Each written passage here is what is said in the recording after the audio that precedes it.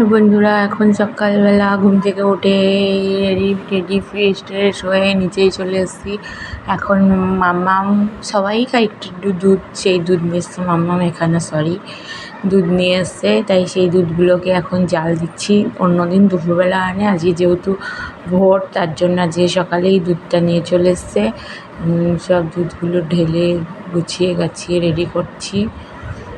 দেখো, মাম্মাম এখন ঘুমাচ্ছে, যে তাড়াতাড়ি উঠেছি একটু, কারণ ভোট দিতে যেতে হবে, সব কাজবাজ গুছিয়ে রেখে যেতে হবে, কারণ এসে আর ইচ্ছা করবে না যে রান্নাবান্না করি। একবারে রান্নাবান্না করে সব কাজবাজ গুছিয়ে কাজকর্ম গুছিয়ে তারপরে ভোট দিতে যাবো সবাই মিলে একসাথে। এই গরম যা পড়েছে, গরমে তাহলে এসে আর শরীর দেবে না, মনে হবে শুয়ে পড়ে। তাও এসে মেয়েকে স্নান করে মেয়েকে খাওয়া দাওয়া দেবো, আমরাও খাওয়া দাওয়া করবো এসে।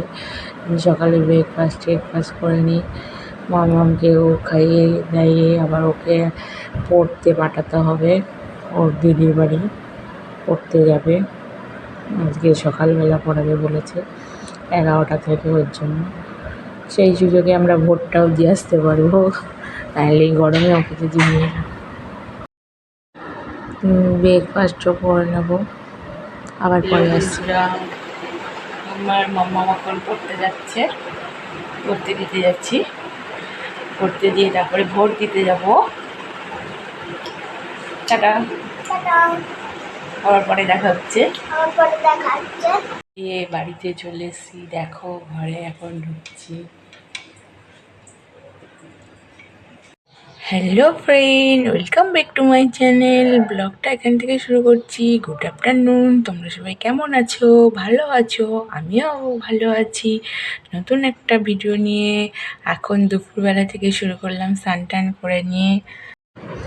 স্নান টান কমপ্লিট, এই মামাকে পড়তেও দিয়ে এসেছি, ভোটও দিয়ে এসেছি, চলে এসেছি। এখন দুপুরের কী রান্না হয়েছে মেনুগুলো দেখাচ্ছি।